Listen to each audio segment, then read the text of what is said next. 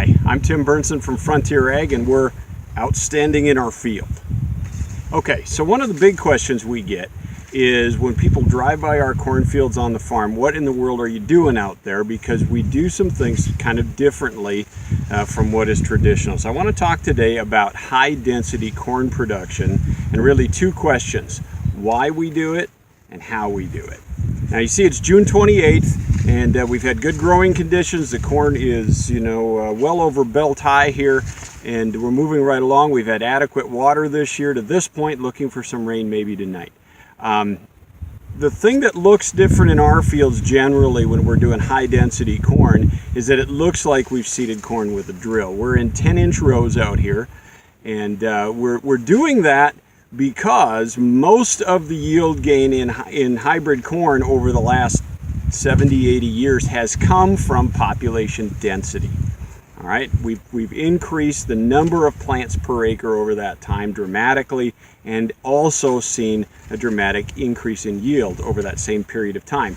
Now, I'm not going to say our plant breeders haven't done their job. They brought us better products, mostly better products that are suited to a higher density environment, and that we haven't learned some other things about raising corn, but most of our yield gain comes from population density. So when we're looking to take yield to the next level, our thought was, we need to look at population density. The problem is, in a traditional 30-inch system, to take populations to 40, 50, 60,000, they become too dense in the row, and so it's necessary to go to wider rows.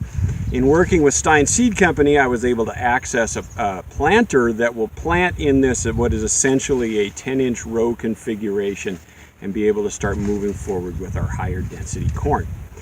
We have a video on our website with Dr. Jerry Hatfield. It's a great video. I invite you to go and take a look at that. He talks about what happens in a high density situation, and he's measured all the climactic conditions under the canopy and all of those things that give you kind of the science behind what's going on. But to give you the basic nuts and bolts, as farmers, our job is simply to capture solar radiation. That's what we do.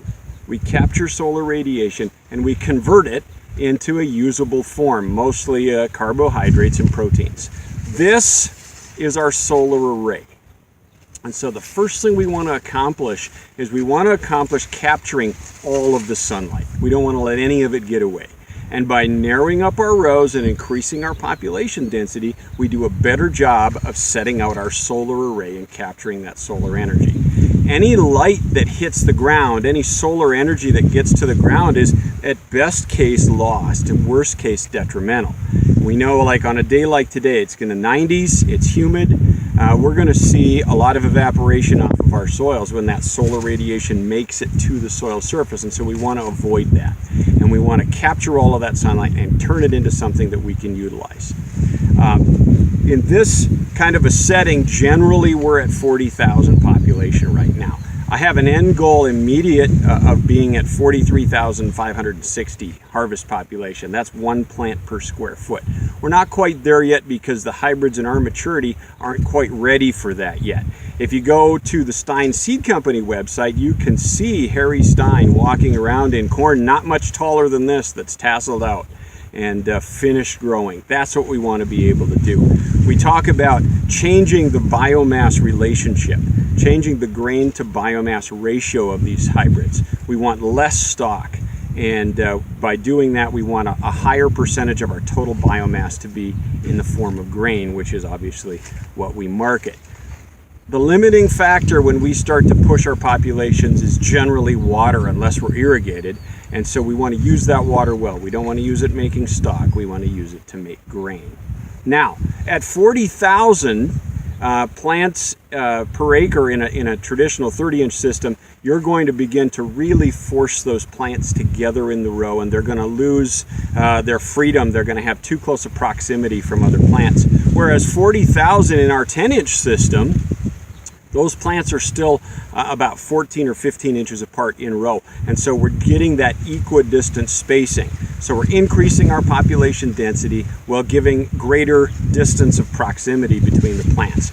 That's how we think this thing is working. Now, that's the why we're doing it. It's yield. Now, and a little bit about how we're doing it, And now let's talk about what we're seeing for results. We've done this the previous 2 years, both drought years, and even in those drought conditions, we've gotten about a 15% yield increase over traditional row spacing and population. We think that with adequate rainfall, that difference can be dramatically higher than that, and hopefully we'll get to find that out this year. We're going to capture and save as much water as we can because we've got a canopy, and we're going to utilize all of the ability of that plant to spread out and do its job because we're increasing the distance between the plants. Come back, check back with us at harvest time. We're going to have our yield data up. We're going to do a video from the combine, and we'll talk about what we're seeing in the field then. But to make a high density corn system work, you have to have the right row spacing, you have to have the right equipment, but you have to have the right hybrids as well. And that's where Stein Seed Company comes into play. The breeders at Stein have been working very hard at breeding unique hybrids that fit this system. And I know that they're light years ahead of the competition in bringing things to market that will really fit a high density system. For information on high density corn or the hybrids from Stein, check out our website, frontieragnd.com, or our Facebook page or Instagram for more information.